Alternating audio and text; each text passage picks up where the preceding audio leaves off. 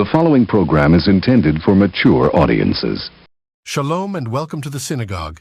This is a podcast for consenting adults for information, education, and entertainment on BDSM, sexuality, and all things related.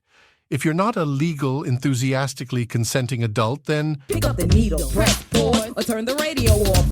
For those who remain, now might be a good time to switch to your headphones.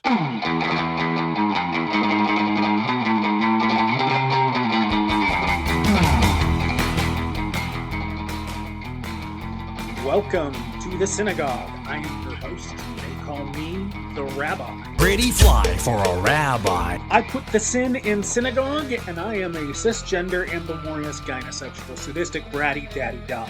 Sex therapist by day, kink educator by night, and in both these roles I help people make their kink a religious experience. While I am a mental health professional, this podcast is for educational and entertainment purposes only and is not a replacement for therapy. Seek out the assistance of a trained professional for help with your specific situation. Hosting with me today is my partner, my ADHD squirrel wrangler, my submissive, my brat, my little, my pony, or just my little pony, the Robin to my Batman, little bit. Hello, everyone. This is episode number 1, and with us today is Linworth to talk about the topic of attending your first play party. So you're thinking of going to your first play party. You've seen images on social media, have your hopes for what that first experience might look like, but what can you really expect and how the hell are you supposed to act? We'll start by talking about play party etiquette, exploring the social norms of how to interact with others, how to watch and participate in scenes, and other general concepts to help you prepare for a stress-free, fun, and hopefully sexy time. Then we'll discuss what attendees might hope for from their first experience. But first, a word from our sponsor. Linworth, they, them, originally came from the scene as an anthropology student, stumbling into the Ohio leather and kink realm. Since then, as anthropologists would say, they have gone completely native, adopting the kink lifestyle as their own. After more than a handful of years, they have settled into their main kink of rope bondage with the occasional bout of sadomasochism. While normally the shy type, their passion for education brings out their spunky side. Whether teaching on consent, culture, rope, or the safe practice of all things kinky, they bring a sense of charm and excitement to the classroom. They are also a proud organizer and volunteer based in Columbus, Ohio, who on occasion makes it further afield. Given the chance, they will gladly talk your ear off about all the projects they're currently working on to better the community. Thank you for being here in the SINagoguge, Linworth. Oh, thank you so much for having me, and thank you for the intro. Glad to be here with you all tonight. Not a problem. So, I thought attending your first play party would be a great topic for our first podcast. Tell us about it.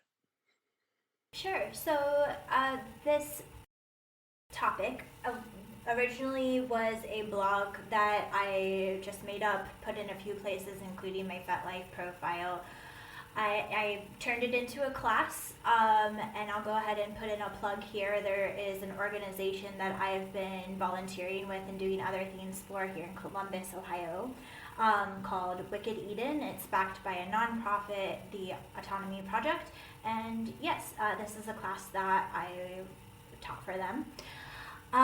So yeah, you can check that out. I, as you mentioned, Rabbi, was an anthropology minor in undergrad, and my main research work that I did for that was cultural anthropology, so the class is largely written through that lens. So I don't know, what more can I tell you here? Well, for our listeners who haven't attended a play party, how can you prepare for it? Oh my goodness. So I would say, more than anything, go in with an open mind. You may have seen or heard things about what a play party looks like. It's more than a sex party. It's more than people that are going to just be wailing on each other with whatever implement. It is a cultural experience.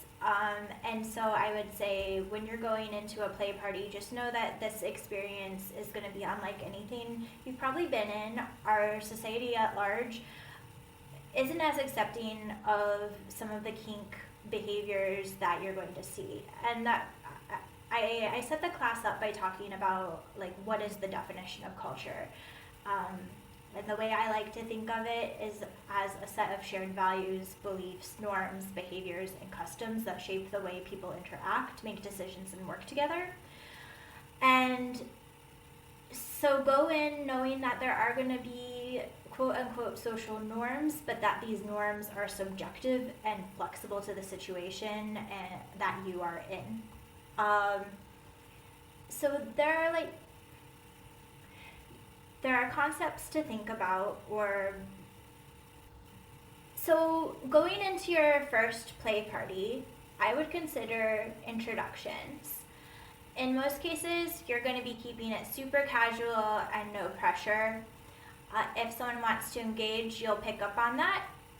And if it becomes a conversation, great. If not, that's cool. There's a lot going on, and that's not on you. So just know that conversations can be fleeting in these environments, and that's totally okay. Also, not every introduction or conversation is going to lead to a connection or play. In fact, I would encourage folks at their first play parties probably holding off on bringing up the idea of play until you get to know someone. This is a relationship building exercise as much as it is in any other environment. There are some exceptions to what I would call casual, and that would be high protocol.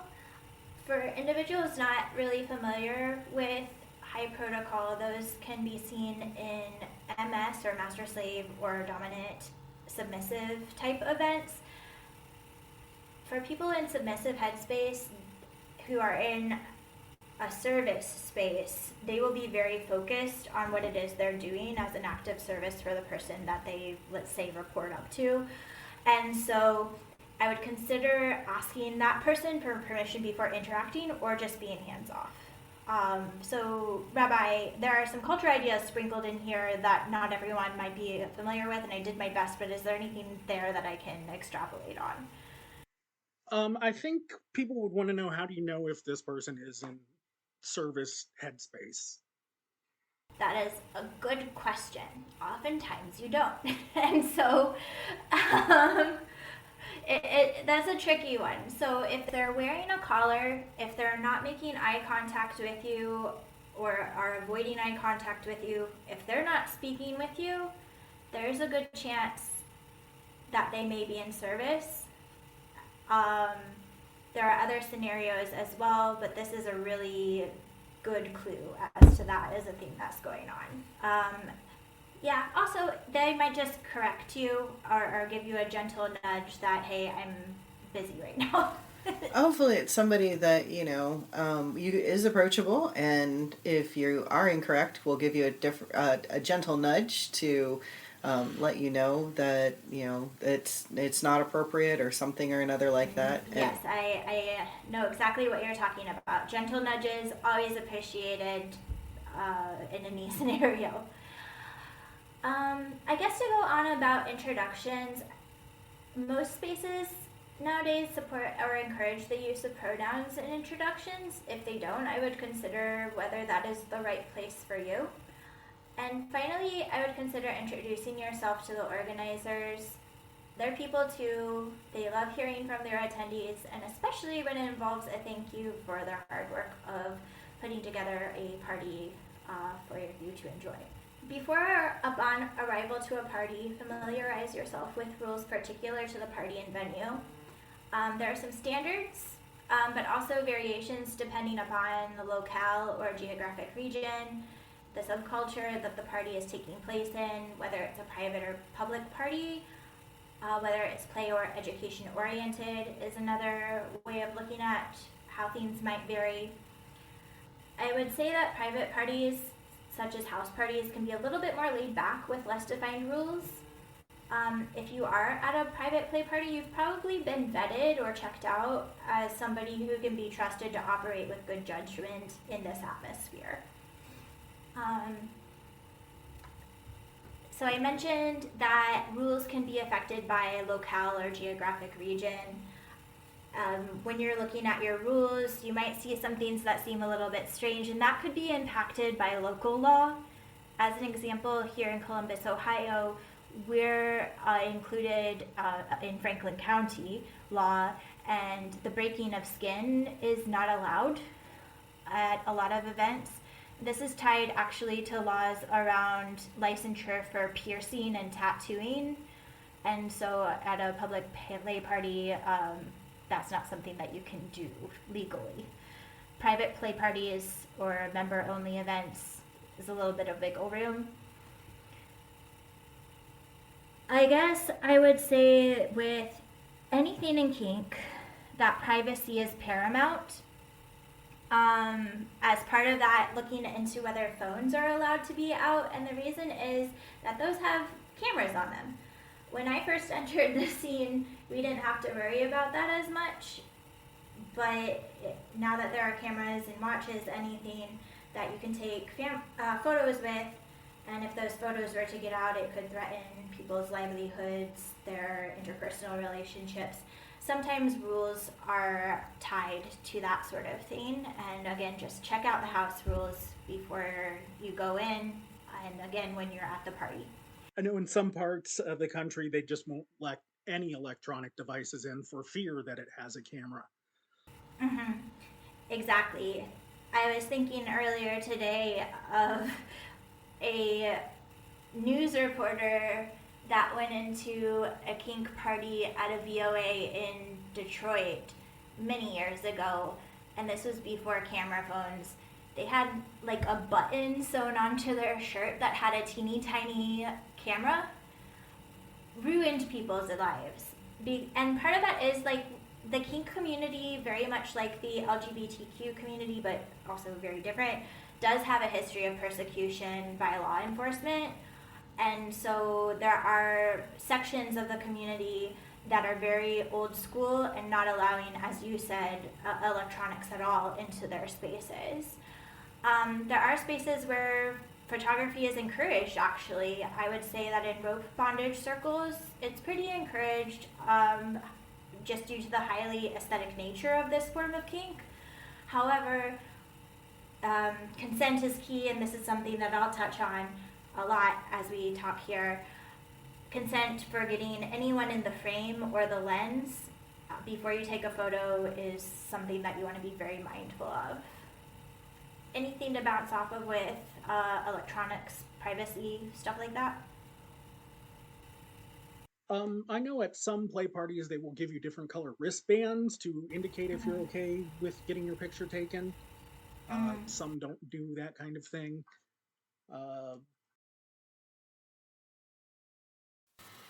I was going to say that besides like that, some play parties may have a designated photo area, but I don't know if you have that experience.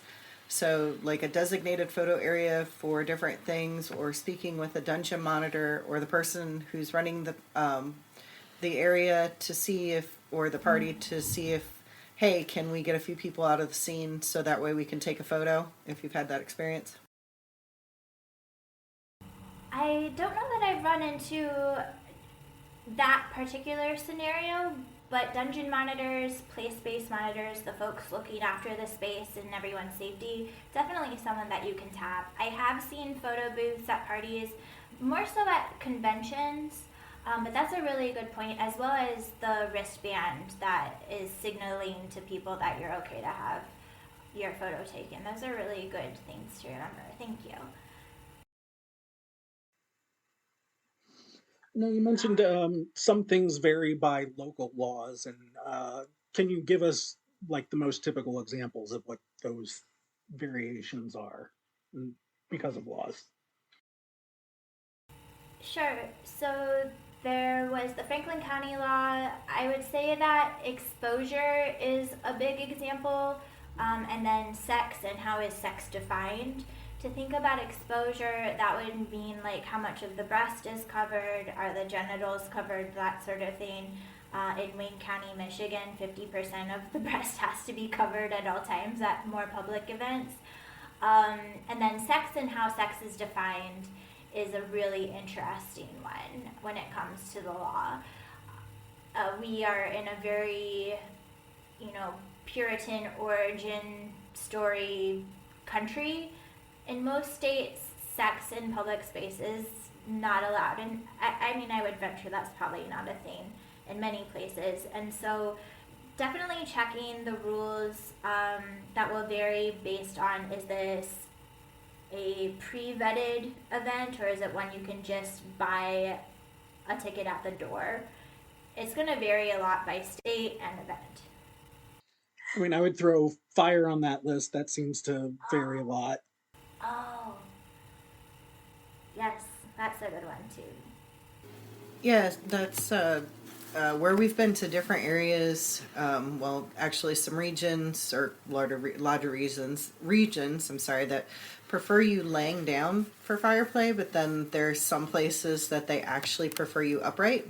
Well, that's interesting. Wow, never seen that. Well, I was referring more to if fire play is allowed at all. Well, that's cool. I learned something new today. I know some places that they limit as to what type of penetration is allowed versus not. Or if penetration is allowed. Yes, I think that's an interesting thing because it can be not only dictated by the law, but also the sensibilities of the people hosting. And that's when we get into some really interesting, like, where does this idea come from in this subculture? One of the big myths out there about BDSM is that it is always about sex, and that just isn't the case. And some people really frown on mixing sex with kink. And some people are, why would you do kink without the sex? And that's sometimes reflected in the parties and their rules. Totally, and I feel like additionally there are some areas of kink where sex has been removed due to a history of people exploiting people. The rope scene is a really good example of that. It's all really fascinating if you think about, like, where is this coming from in different communities. So that actually would dovetail into another thing I like to talk about when you're considering going to your first event or play party, and that is what I would consider a universal rule. That's what I would consider a universal rule. The ethics of kink, consent. So there are people that could do standalone classes, conversations for days and days, but that's not what this particular podcast episode is about. To give some clip notes as it has to do with going to your first play party, I would say just don't touch without consent. That includes people, whether that be play or casual touch like a hug. You want to ask first. Consent is ongoing, so anytime, say, hey, can I give you a hug at your second play party you see someone at? Make sure that consent is enthusiastic. People aren't humming and hawing, that they are into it.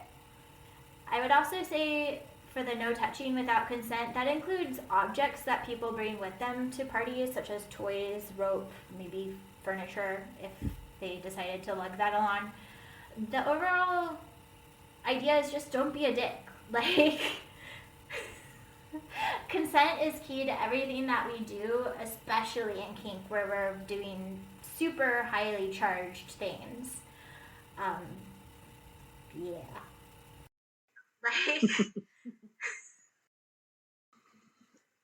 So for the people who just wandered into this podcast, how do you find your first play party?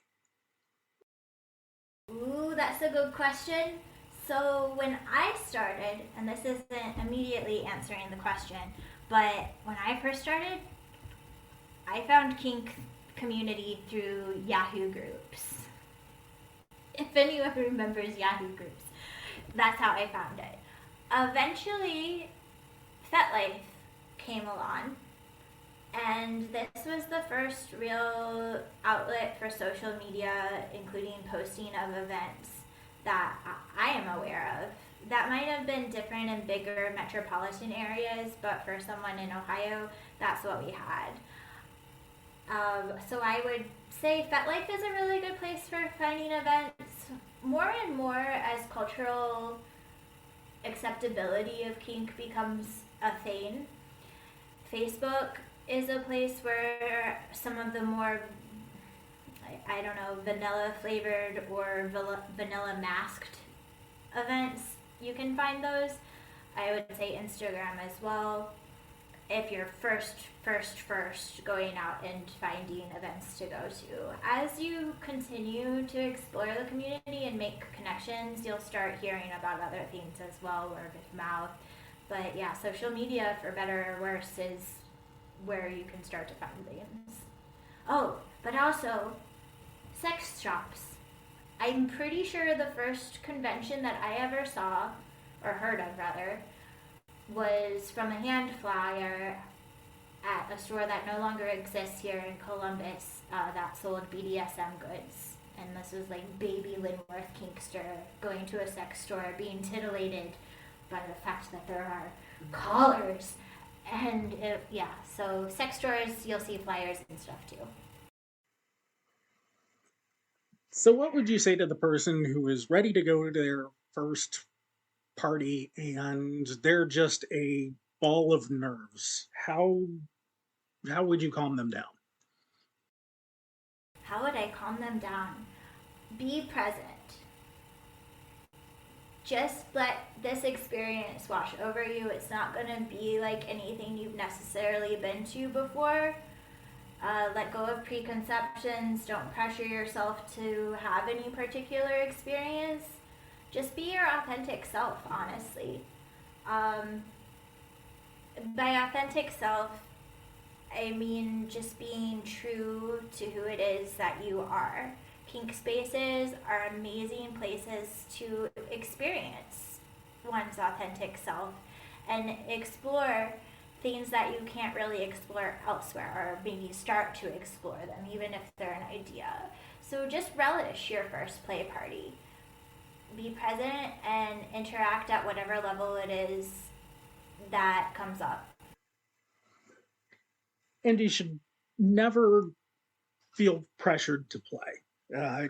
There's no requirement to do that when you go. You can go and just watch, right? Yes, indeed. And I mean, there are pieces of guidance for even just watching, I would say, when it comes to that whole play party etiquette thing. But I do want to circle back and say, yeah, you don't need to play. If someone approaches you to play and you don't feel enthusiastic about it, then don't. Just be present and observe, talk to people if you want to, that sort of thing. Watching scenes does have etiquette as well.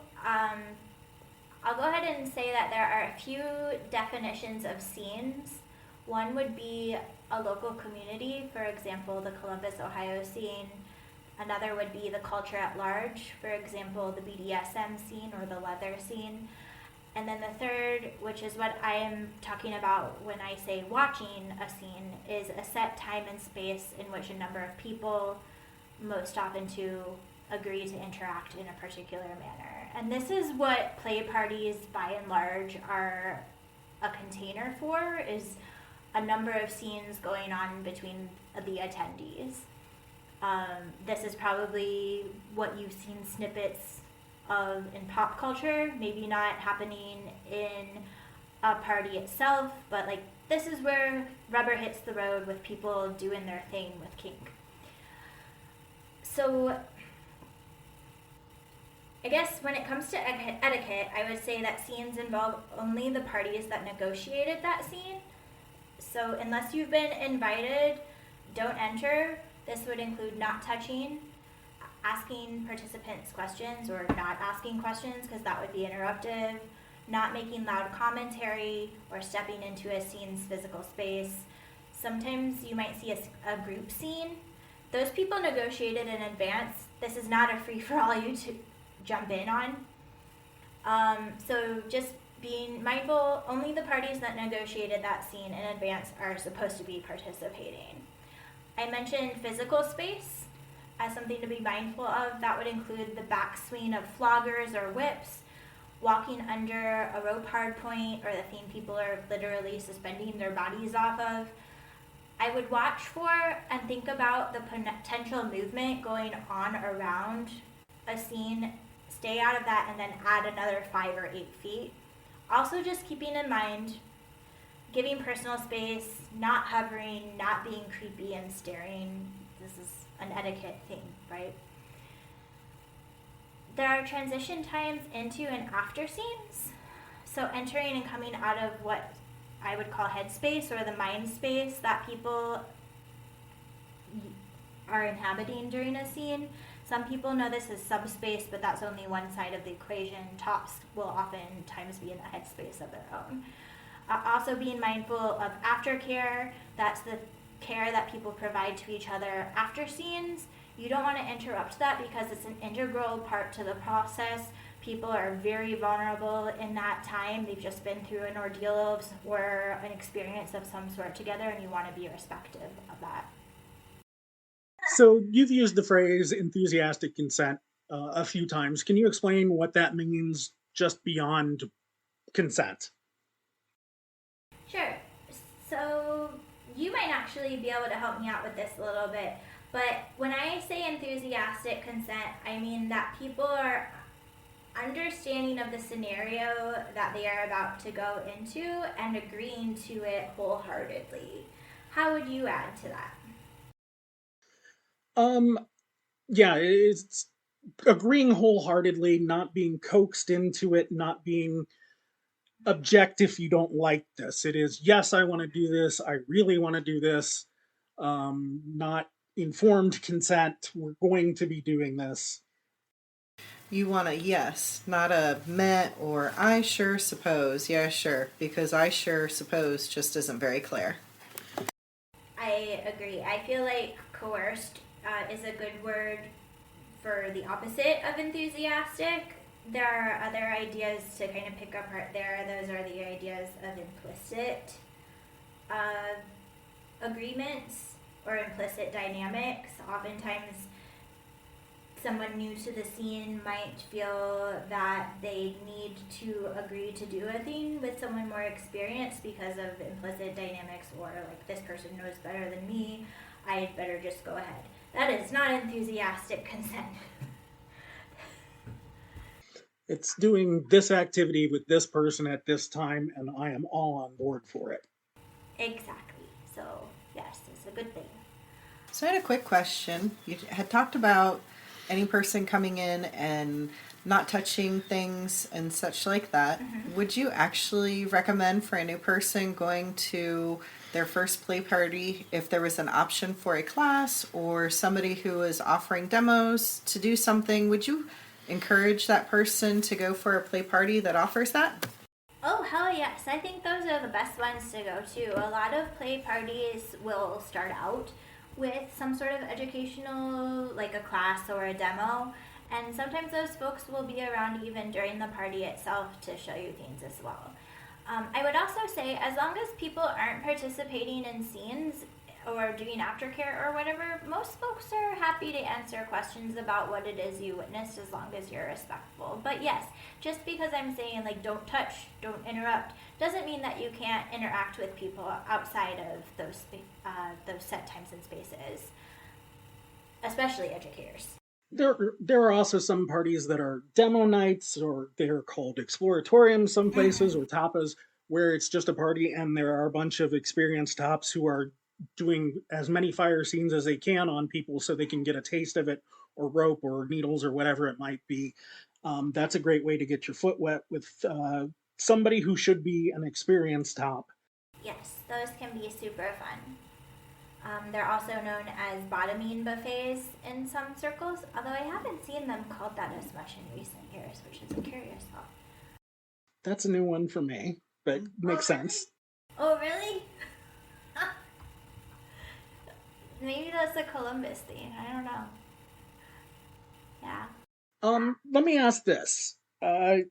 Is there a difference in expectations between a party that is held at a dedicated dungeon versus a house party versus one that is at like a guest at a swingers club?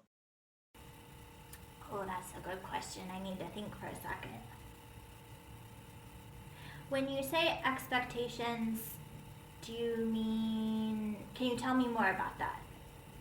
The rules, the unspoken rules, the expectations of what's going to go on, the types of play, anything like that. It's one of those underlying things that people don't always talk about. Yes, so I would definitely say that private play parties are usually a lot more laid back. The rules are less defined. It might be more of a social environment than a play-heavy environment, but when play does happen, it can be more fluid. It can sometimes be more intense than people would be comfortable opening up and doing at a public party, for example. If we're thinking about differences in venues, as you mentioned, so like this is a dedicated kink space versus this is the upstairs of a swingers club that we've rented out for the evening.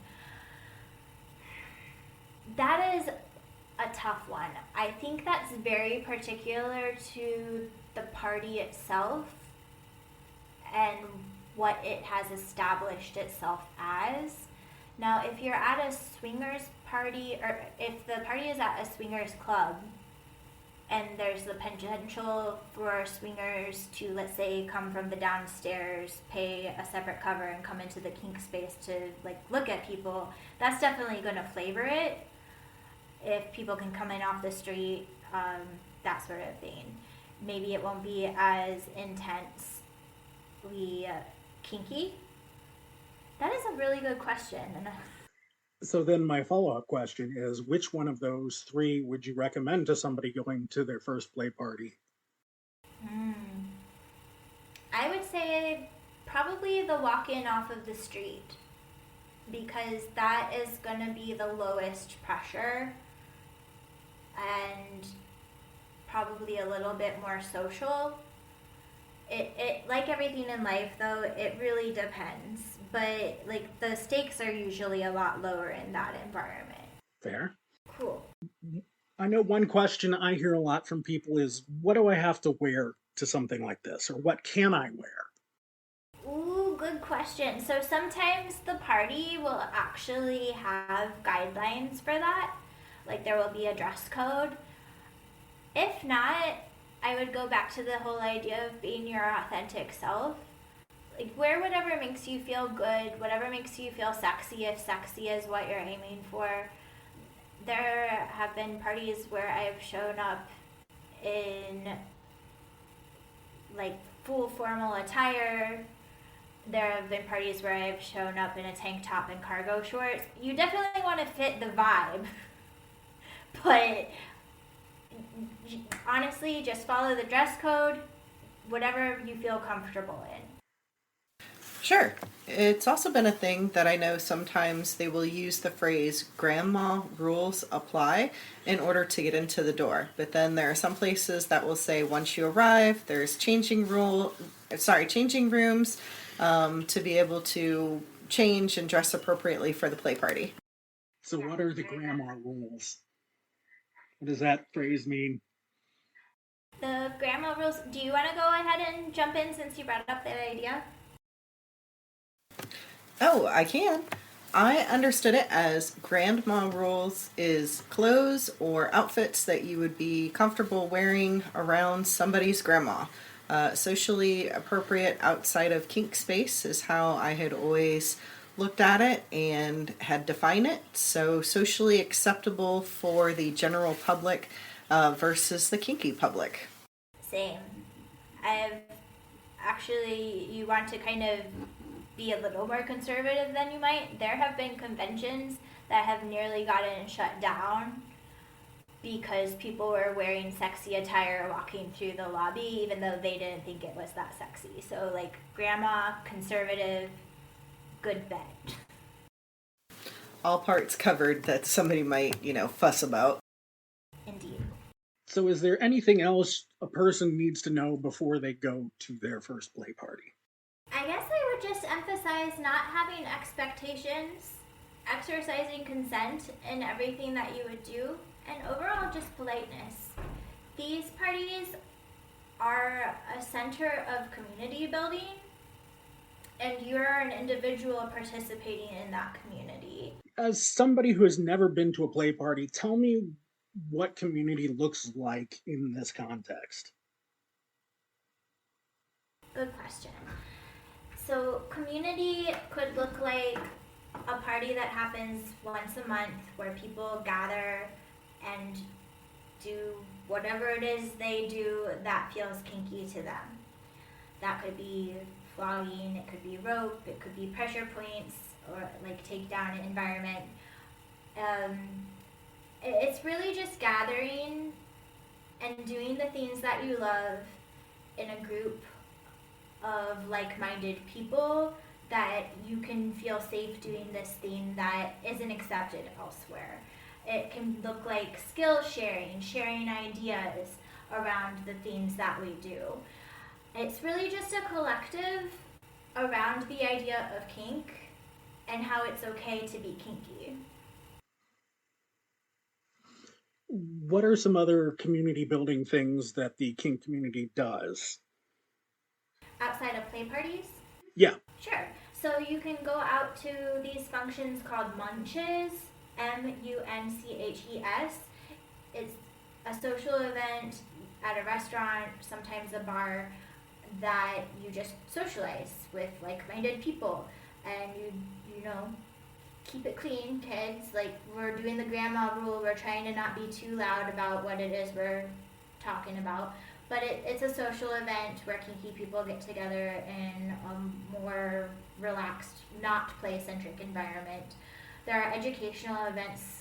I would encourage you, if you're going to a play party, you should probably be going to educational events too, so you're educated about what you're seeing and what you will be doing in the future, at future play parties, that is. Educational events, munches, what else?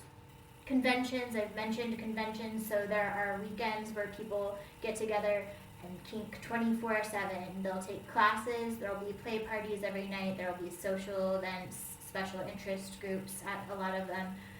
So there's conventions. Am I missing any? Sloshes, which are basically the same thing as munches, but centered around beverage instead of food, is the way I describe it to people. I used to run a slosh, fun fact. Sorry, not sorry.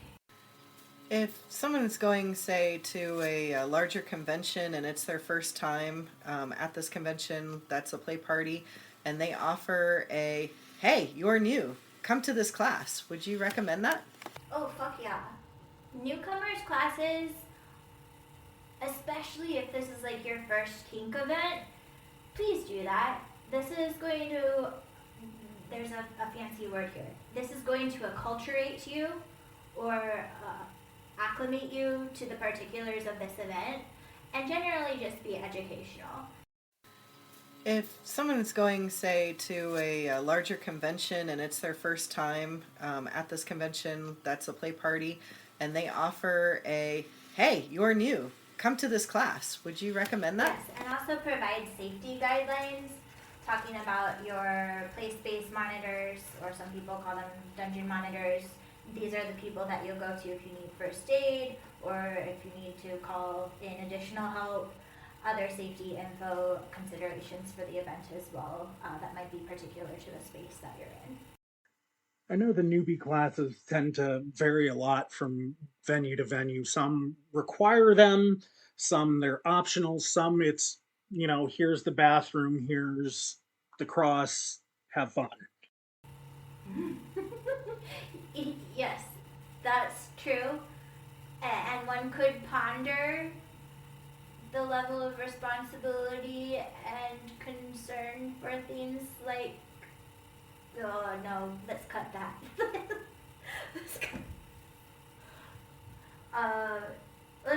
Different organizers put different amounts of consideration and emphasis on things like that. I know the one I took when I was first coming in was like a two-part class, and the first one was in the dungeon owner's home, and the second one was actually at the dungeon, and there was talk of, consent, and here's what to expect when we go to the dungeon for the next class, and we got a tour, and I think there were like four of us who took that class, and one has actually wound up being one of my closest friends in the lifestyle, and has stuck around for just as long as I have. Oh, that's really lovely. How cool. I'm trying to think if I played it fast and dirty. Kids, learn your lesson from me. Probably go to that thing, because I didn't. And boy, you can get into a lot of trouble. As in, like, this is going to give you the foundation to know how to advocate for yourself as well. So I was gonna say I didn't have in my first play party, I didn't have that education growing up, how I call it in the kink and leather community. So there were certain things that was just kind of passed down before I even went to a play party, but I didn't have that whole introduction type of formal education, like that class offered at a convention type of thing. However, yeah, I was still, I did, and I found it to be rather helpful and actually helps you to get into that headspace to enjoy the entire event, which I thought was fantastic. Yeah, and personally, I would recommend to people going to the local slosh or munch before you go to your first play party. Meet people, find somebody you can, cling to. Uh, if you're nervous at the first play party, that's absolutely what we did after that class, because we were all nervous, so we just kind of moved around in a pack and stuck together. Oh, that's really cool. And yes, I agree that having a point of contact to go into your first play party with is super helpful. I had that experience as well. After I finished my cultural anthropology research, and I was upfront with my we call them informants from day one. I have a personal interest in this, but I need to be removed from participating in that way until I graduate, and then I might show up again, but there's no promises. So I did eventually come back as myself instead of a little anthropology student, and I had those people that were approaching friends, friendship level that is, to kind of guide me after I'd been going to their munches for literally months. And two older submissive women, they took me to my first play party, and they watched after me as my eyes were wide open, jaw dropped at some of the themes that I've never been exposed to before. I came from a pretty sheltered background, and even though I knew I was interested in these themes, it was still pretty shocking. And the fact that I had those nurturing individuals with me, I feel so blessed. I didn't get to go to an orientation or anything, but I did have those points of contact, and that was so valuable. So that sounds like a good experience as your initial contact and introduction, to have that contact and support and be able to do that. I don't know if you can answer this question, but I am insanely curious what the research was you were doing. Oh, it was very rudimentary. This is consent. This is how multiple people can interact with each other. This is what BDSM stands for, MS, DS. It was very rudimentary stuff, but it did make up a nice 30-page paper in the end. So what's one thing you know now that you wish you knew at the beginning of your kink journey? Alright, this is gonna get a little heartfelt. Okay. But I wish that when I entered the kink scene that I knew about enthusiastic consent. I wish that I had known that just because someone has been around longer than I have, and because they know more than me, it doesn't mean that they know what's best. Whether that be for me as an individual or for us together. Kink is a very complicated space that we interact with each other in, especially when it comes to our set times and spaces, these scenes, these containers of time and space. Endorphins are high, emotions are high. I wish that I had known that having a strong sense of self and self-determination was okay, because it is, and you always need to advocate for yourself. Well, I'm sorry that you had that experience, but I do want to thank you for your vulnerability and in sharing that with us. Of course. So nowadays, what do you look for in a play partner? Ooh, good question as well. So I look for people that appear to have a good sense of self. They appear to know what their emotional landscape is, and through those things know how to seek what it is they want and advocate for themselves, but also have like some emotional intelligence to be able to meet me in the middle. Some of my favorite forms of kink that I practice these days are very collaborative and creative, and so I feel like those attributes are necessary for creativity, collaboration as well. I'm sorry if that's a very cerebral answer. No, that's a great answer.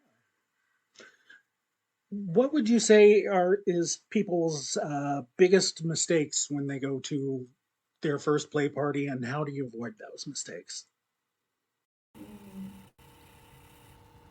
I guess I would circle back to the whole, like, probably just observe and be polite at your first play party. You don't want to act outside of the bounds of the social norms of the space that you're in. Now, as I said at the front, like, social norms are subjective, but just mind your P's and Q's.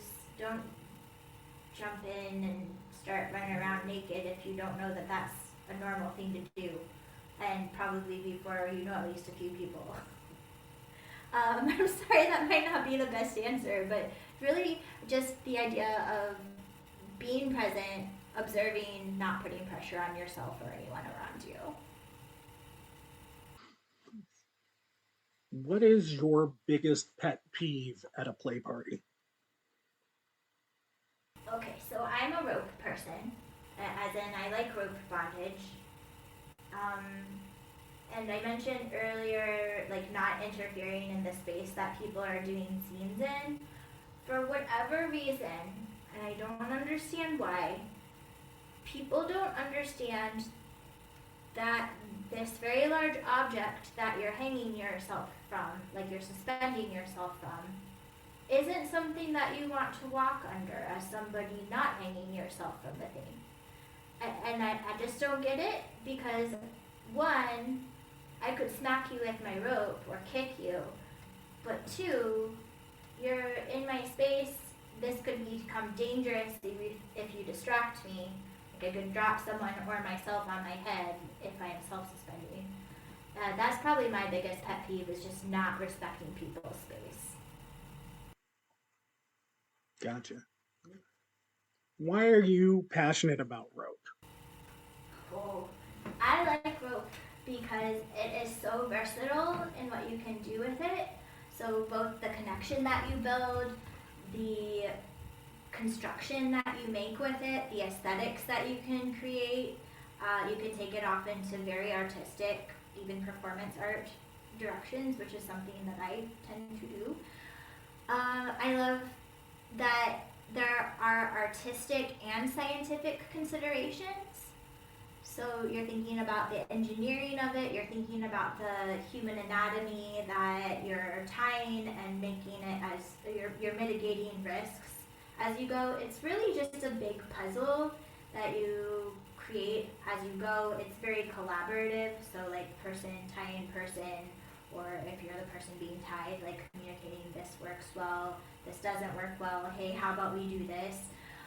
It is just a really versatile, very creative form of kink.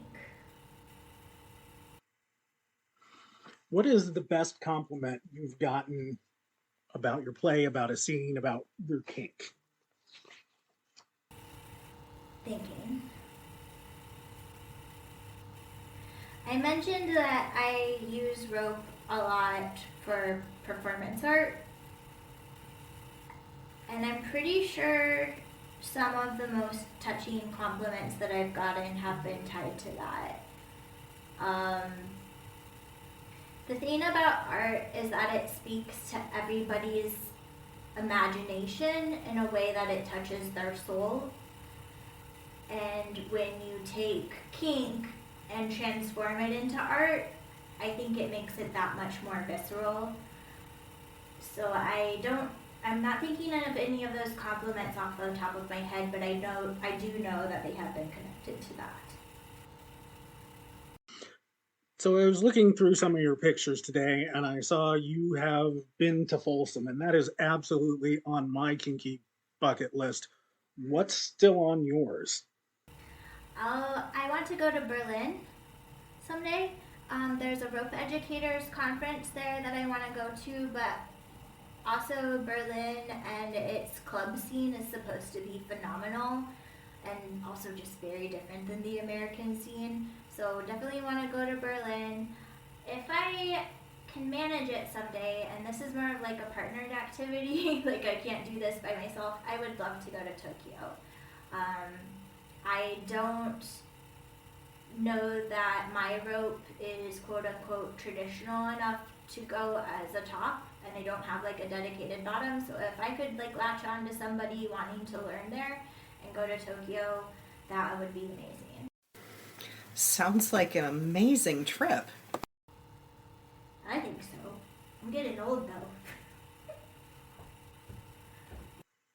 Okay, well, as we start to wrap up, is there any question that you wish I had asked you? I hate talking about myself, so no. I'm really good at making it up though. Okay, that's fair. If one of our listeners wanted to follow you on social media, wanted to contact you, what's the best way to do that? So I'm most active on Instagram, FetLife, and Facebook.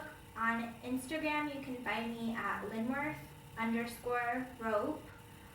On Facebook, you can find me as Lin, Lin, space, Worth, WORTH.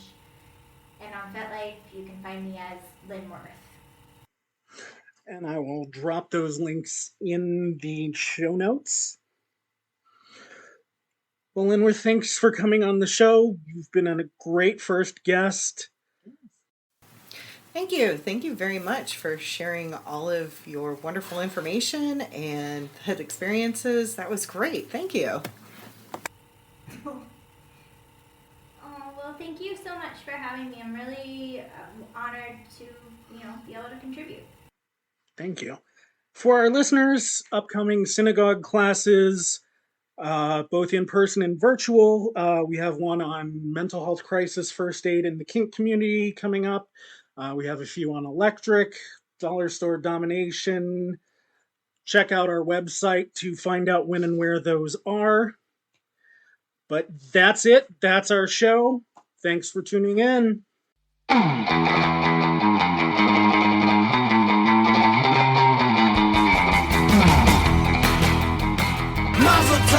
Follow us on Facebook, FetLife, Twitter, Tumblr, and YouTube as SINagogue BDSM, and on Instagram and TikTok as SINagogue Kink. If you enjoyed or learned something from this podcast, consider making a donation via PayPal, Cash App, Venmo, Patreon, or Ko-fi. username SINagogue, or find those links to all of those on our website, SINagogueBDSM.com. Remember, that's SINagogue with an I. Also on the website, links to past episodes, upcoming classes, book us as educators, shop our store, and more. SINagogue hosts and guests are subject matter experts but are not the expert. We believe that, outside of violating consent, there is no wrong way to do kink, except to think your way is the only way. This show is presented from a RAC, risk-aware consensual kink point of view, and not SSC, safe, sane, consensual, because every individual's definition of safe is different based on their own risk profile. The use of the word safe on this show fits our definition of safe, and that does not have to be your definition. Opinions expressed by guests on the show are those of the person expressing the opinion, not of the show. Just a reminder, we try to make our content as inclusive as possible, regardless of gender, orientation, role in the lifestyle, etc. But we do inherently speak from our own point of view. For the most part, substitute our identity with your own to make it work. We want to know when we make a mistake, so we can learn and grow from those mistakes. So if you feel like we did say something that is genuinely offensive, we encourage you to let us know. Reach out to us with your questions, comments, or concerns via our website or call us at 469-269-0403.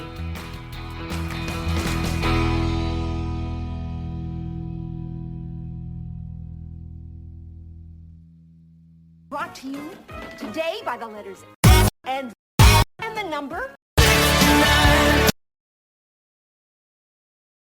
San Diego High School Football Room!